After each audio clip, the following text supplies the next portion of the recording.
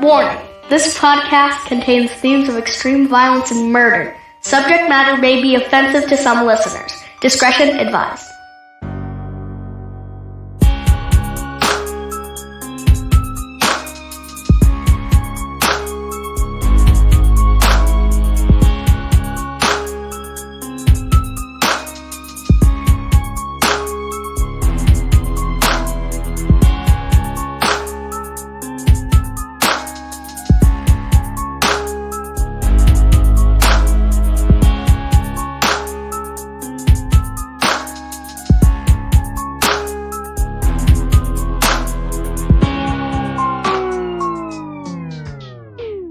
Welcome to another episode of Evil Transgression, your homicide headquarters here in podcasting. I'm Josh, and with me as always, Dustin and Rex. What's going on? Hey, what's up? I just feel like such a liar to say with me as always, Dustin. Yes. And Rex. Mm-hmm. You know, It's mainly just me. I'm feeling pretty good. You should. You should be well rested. Mm-hmm. Yeah, only 20 minutes late. Hey, it's pretty good. I guess. It's pretty good. Pretty good considering you were 4 weeks late for the Yes. Now I'm up only until 20 this minutes. point. So it's good for us all to be back together Mm-hmm. It is. in a new revamped style. The old bi-weekly episodes. Yes. Dustin, you have always tried to get us all to go by, He's the only one so far. and Whatever. apparently we have decided to go that way. Don't judge me. The old bi-weekly episode. Yes. That's the way to do it. And the reasoning behind that is, Dustin's never here. well, that and It's just You tough know, right now yeah, for it- all of us. We're all, working crazy hours and I feel like we're just trying to basically rush out episodes. Mhm. Like our writing and everything has basically been rushed. And to me, I just feel like we haven't put out the quality that we're capable of. putting quality over quantity. I agree. out. You shouldn't. You don't have a say. You don't have a say in this right now. I agree. But hopefully it reflects. Yeah. So we're gonna try and change up a few things as well, like with our evil facts. Uh-huh. We've been doing like the names and things like that. Right. I don't know if evil facts even fits what we want to do moving forward. For example, today I've got a fact and two small stories. Okay. So it's kind of like a evil mashup. We'll have to think of something. What was that? Trying to think of something. I don't know what you could call that. It's like an evil mashup. It's like facts, stories. Somebody gave us a like an idea. It was Oh, like really? Hilarity, like evil hilarity. Was it? I don't know what it was called. You have to look it up. I'll find it. Yes. Let you know. Will you? I will. Okay. We shall see. So let's do this evil thing. Yeah. This evil thing. I like Evil that. thing. Evil thing.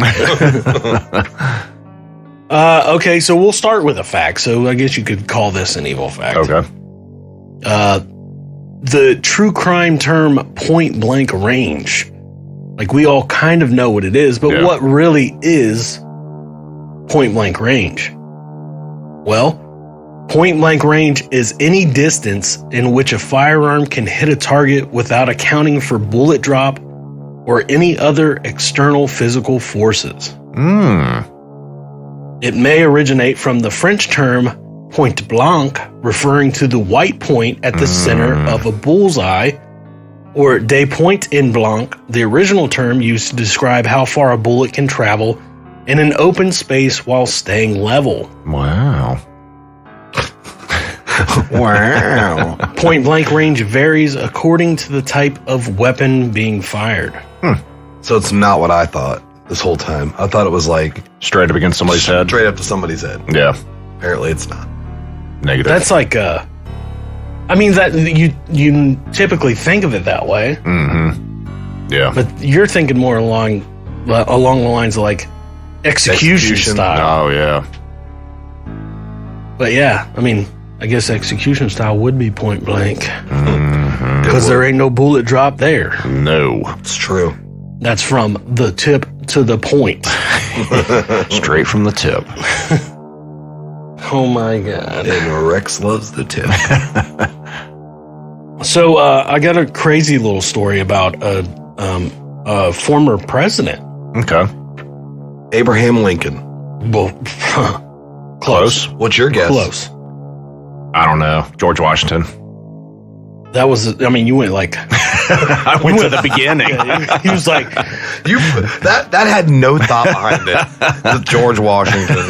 You couldn't give me like Thomas Jefferson or something like that. I like George. Well, let's say on May 30th, 1806, horse breeder and future president Andrew Jackson shot and killed a rival breeder named Charles Dickinson.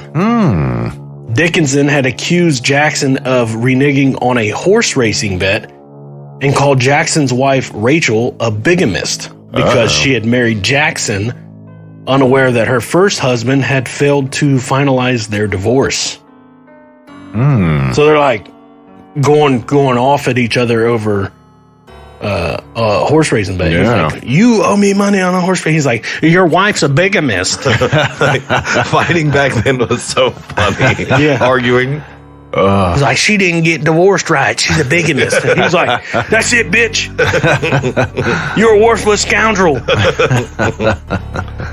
So what does he do? He, Jackson, who was a practicing lawyer at the time, who already served in the Senate, was known for being argumentative, physically violent, and fond of dueling.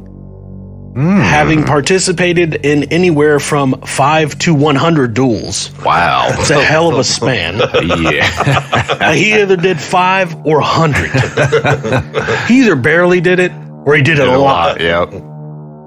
Well, either way, he challenges Dickinson to a duel. On the day of the duel, Dickinson shot Jackson in the chest, and Jackson's pistol misfired. Ooh. So he gets shot. He's like, I'm shot. That should have been the end of the duel. But it wasn't. In what they call a breach of etiquette, Jackson cocked his pistol again and fatally shot Dickinson. Ooh. Damn. Yeah, he's like, oh, I'm shot. I'm shot. And they're like, oh, and this guy was probably like, well, you lose. And he's like, think again. So Andrew Jackson was never prosecuted for this because at the time, duels were legal in most states until the early 20th century. Wow. So murder was legal? Duels, not murder. That's an agreement to kill one another. Yeah, it's a little different. Which I think they should bring back. If you think about it. Yeah. Honestly think about it. It would change a lot of things. Would. We would still have gun violence, but it would be agreed upon and under certain terms. Yes. Right? Yes. Instead of just pulling up to a party and just ripping off 20 rounds, you say, guess what, Steve? I don't like the way that you have spoken about my girlfriend, and I would like to meet you for a duel at the park. Back to back, take 20 steps. Yeah, and Steve goes, well, I agree to your terms. So everybody meets at the park, and they duel it out. No innocent people were shot, and it's done in a form of fair combat. And they need to make it a really good event. Have a hot dog stand, Popcorn, cotton candy, Yes. souvenirs. Yeah. I just think it would be good. It would. Now this is crazy because it had no effect on his bid for the presidency. the fact that he basically killed this guy. Yeah. Because it was a breach of etiquette. I mean, the duel's a duel, but he was like, I'm not dead. And ends up killing the guy.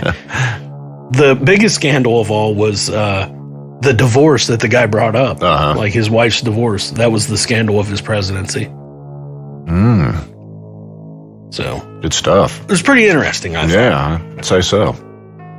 So how about this story? And for some reason, I don't know why I pictured Dustin, but in June of 2020, a Massachusetts man found himself facing assault charges in a Vermont court after throwing a large pickle out of a moving vehicle on the highway. The pickle struck a highway worker and, according to police, quote, caused him pain. What? The man was issued a summons to appear in a Burlington court on a charge of simple assault, which carries a penalty of up to 1 year in jail and or a fine of up to $1,000. Wow. Huh. It was a drive-by pickling. Like, that's just, man, 1 year in jail. Can you imagine if he ended up with 1 year in jail? What are you in for? Throwing a pickle out my window. I hit him with a pickle, boss. People are like, nah, man, don't trust that dude. Yeah. Those pickles. Yeah, hardcore. That dude, you can't trust what he's saying. Ain't no way somebody got locked up for throwing a pickle. And I always hear that lady like, a pickle? Throw a pickle? So that is your evil stuff for today. Evil stuff. So today we have a gentleman by the name of William Cook. Can't wait to hear this. Yeah, me too. Good old Billy Cook. Yeah, his poor mother died of a cerebral hemorrhage. Ooh. Oh. Yeah. Oh. So buckle up, Evil Mob, as we discuss William Edward Cook. William Edward Cook was born December 23rd, 1928 in Joplin, Missouri. He was one of 10 kids. That's a lot of kids. That's a lot. When he was just 5 years old, his mother, Laura May, died from a cerebral hemorrhage. Ooh. Or like I said, a cerebral hemorrhage. I was hoping you wouldn't say it like that again. Well, I liked did. it. Not long after William's mother passed away, their father dropped all of his kids off at an abandoned mine and left them with little supplies. What? Bro. Wow. He's Just like, dropped them off in a mine. he's like, oh, come on, kids, we're going to the park. They all loaded up in the station wagon. They pulled up to the mine like, oh, we should probably check and see what's going on here. They were all like, oh, Dad's such adventurous. Such adventurous. And jumped out of the car, and this guy's like, see ya. That's messed up. It is. But that was, that was the way things were done. I mean, were they? Things were done, apparently. Were they? I guess. A short time later, the children were found by authorities, and all were placed in foster homes, except William. No one wanted to adopt him because of his bad attitude, and also because he had a deformed eye. Ooh. Like, that's the deciding factors. Like, was it adoption. popped out from his skull? It's or? just deformed. Just It a was- deformed eye. It was like 1930.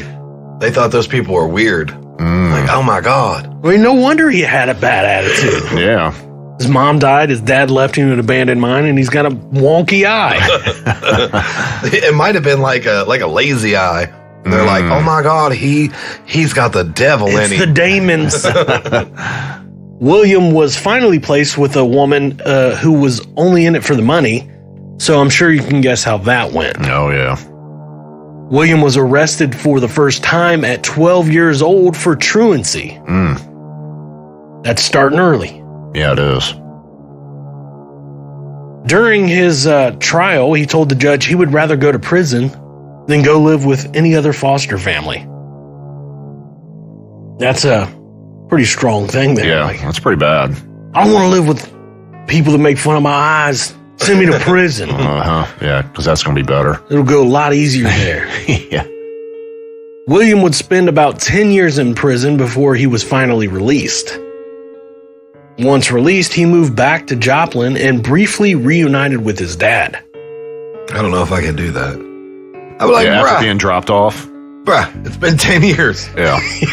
Like, we're still living in that mine. Yeah. His dad, like, he walked up to his door. His dad was like, "What the hell?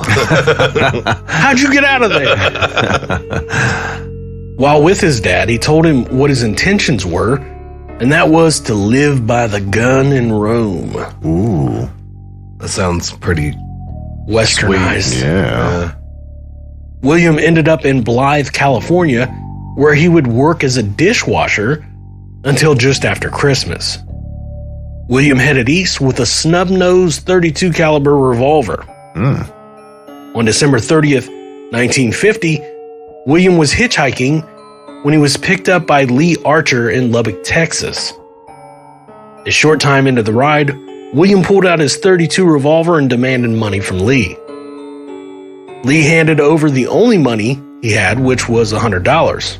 That's not too bad for 1950, carrying them in your pockets. Right. Next, William forced Lee into the trunk of his car. Lee would escape after using a tire iron to pop the trunk open once William ran out of gas. He's like, "Dang, we're out of gas." And this guy's like, "Perfect time." Sneaky.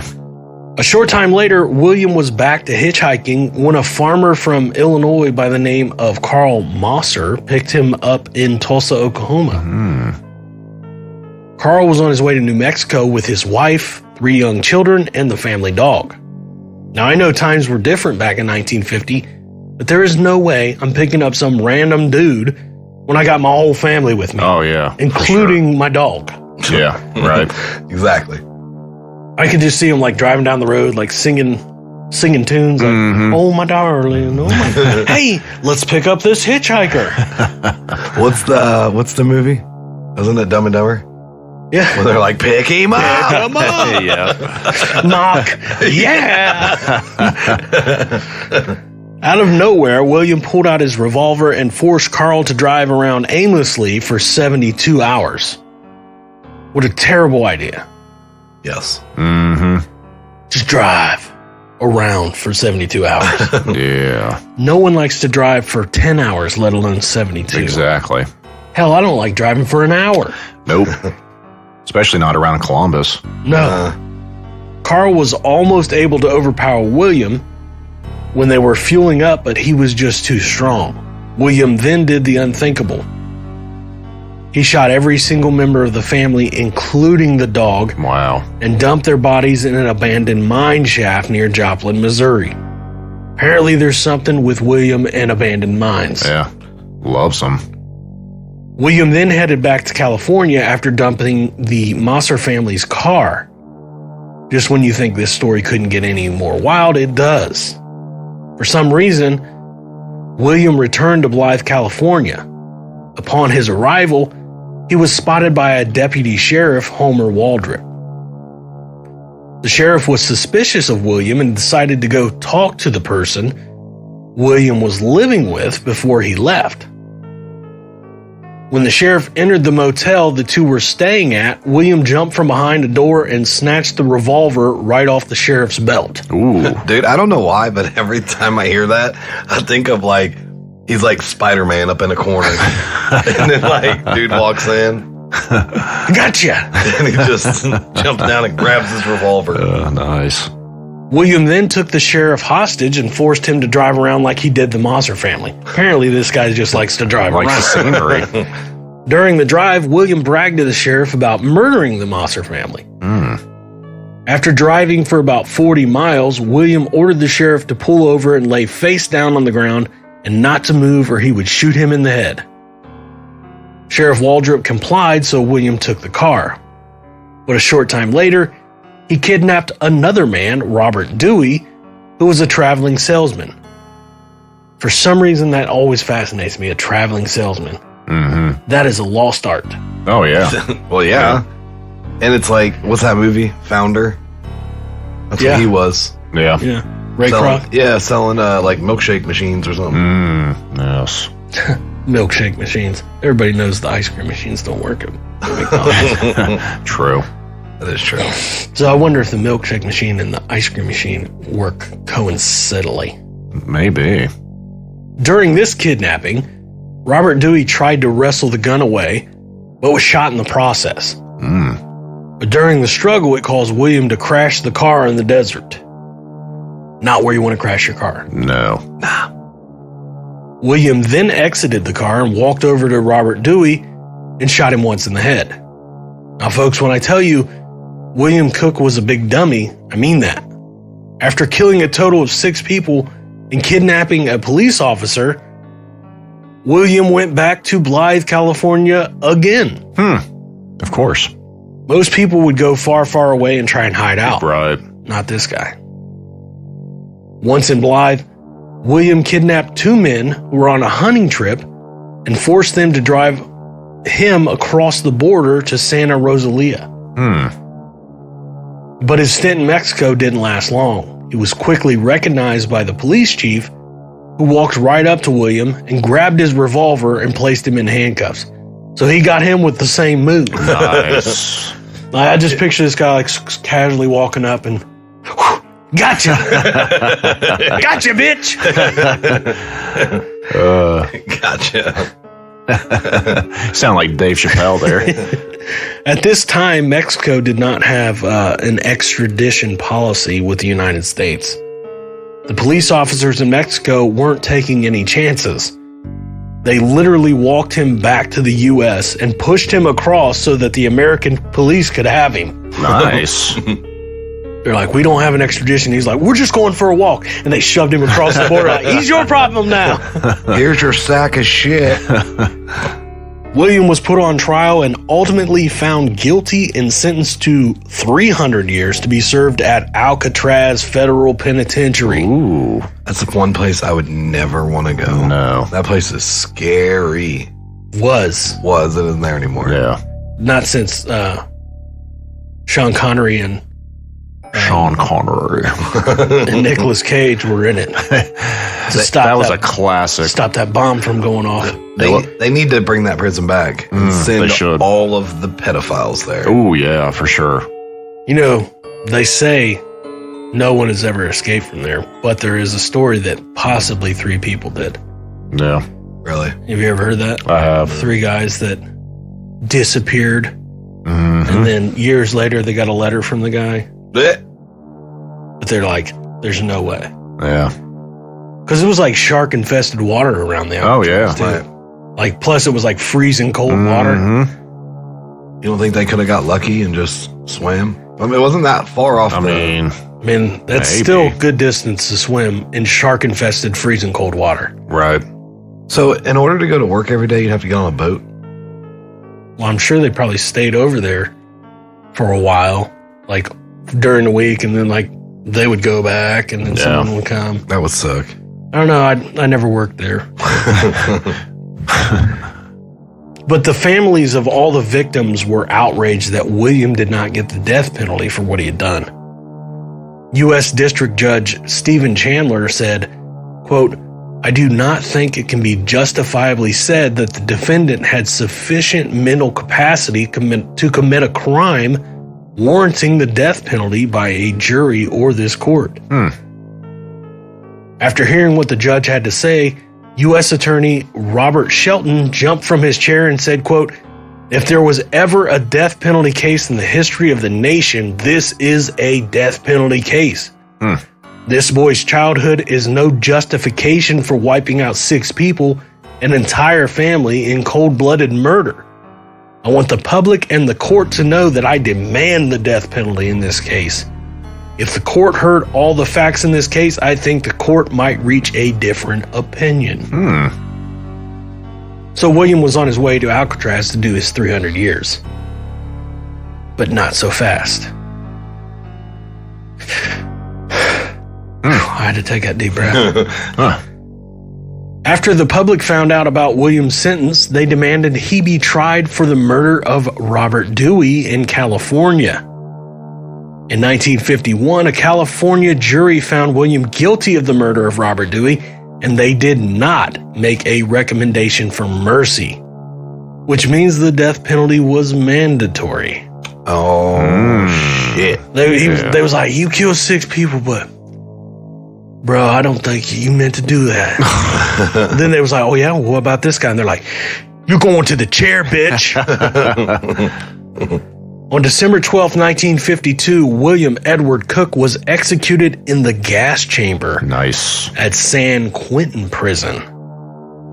His last words were, quote, I hate everybody's guts and they hate mine. I feel like that's the best way to go. Wow. I hate all of you. You hate me too. All right, then. His last meal was fried chicken, fried potatoes, peas, pumpkin pies, coffee, and milk. No carbonation Actually, there? but still sounds like a pretty good meal. Fried chicken, fried potatoes, peas, pumpkin, coffee, milk. You gotta have some carbonation in there, like a soda. Yeah. Bro, it's 1952. Do they even have soda then? Probably. It's called pop. Soda pop. No. Just pop.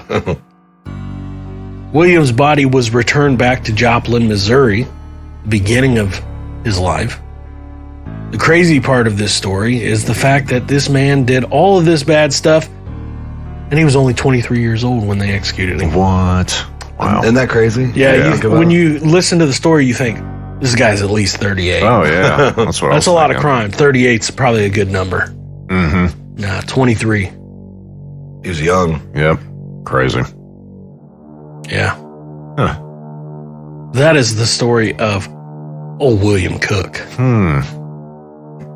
Billy. I just wonder if things would have been different if his mom would have died from a cerebral hemorrhage. Maybe. Maybe. He wouldn't have got left in a line. Dropped off at an abandoned mine. Yeah. Yep. Then he does that to somebody else, like, I'm going to hurt your feelings like mine got hurt. Drop you off at an abandoned mine. I just want to know what goes through your head. Like your wife dies and you guys have 10 kids. Mm-hmm. You're like, man, fuck these kids. They go into the mine. Yeah. Drop them off. Like, how do you come up with that? Gosh. I How don't do you know. not get in trouble? Bro, have you ever been, come on, you got two kids at home, Yeah. right? So you ever been home alone with them two and they start acting up? You ain't never thought about dropping them off at an abandoned mine? When No. You didn't say I have. You liar. No. when we used to piss off my mom, she'd tell us to go play out in the traffic. You got really good at dodging cars. We did. Oh, that's great. Why don't you go out there and In the traffic. Here, play. You know what you should try and do? Stop the lawnmower blades from spinning with your neck. that's great. But it was all out of love. Yep. I mean, at least he didn't kill him, He left them though. but he left him with supplies to survive. Not enough. A little bit. And they I didn't wonder want- what a little supply, because it just says a little, with little supplies to survive. I wonder if he was like, here's a pack of Band-Aids and some jar of peanut butter It's some water. and no, just a cup. You catch the rain when it rains. We're like, it's the desert, Daddy. All right, well, what you got for me, Rex? All right, go to our Facebook page, give us a like. Any comments, questions, or ideas, you can email us at eviltransgression@gmail.com. Dustin, you remember what you're supposed to say? Not really, but we'll make it. Okay. Leave us some reviews and let us know what you think of us. Yes. That was like the worst. That was the worst thing I've ever heard. What? I'm not done. Oh, I'm sure it's going to get better. When you lead off with a fire line like that, I just feel the excitement. Leave us some reviews on all of the platforms. And yeah, I mean, that's really all I got. Man. Can't Go top to that. eviltransgression.com and leave us some reviews. Check out all of our links. That's what you normally say. It's But I okay. mean, it's your job, not mine. So I'll just say go to eviltransgression.com, get you some merch, Yes. and tell your friends to listen to us. Yeah. definitely. Send us some pictures. Now, let's be a little bit more specific. No, I mean, we can send us whatever you want, but Let's Josh, once again. you can send us whatever you want, but Josh prefers just an Evil Transgression gear. Yes. No. Don't put that on. Don't put that evil on me, Ricky Bobby. Because I'm going to be one checking that, and you're like, send whatever you want. Now, if I get some wiener pictures, I'm going to be pissed. I would love for that to happen to you. I would love for you to open it up and be like, oh, what's this? And you're like, ah. If that happened, I would go to a graphics place and have them print out a decal, and I'd stick it on the hood of your truck. That's a good idea. You wake up with Johnson on your hood. All right, let's get out of here. Okay. Until next time. See ya. See ya. Peace.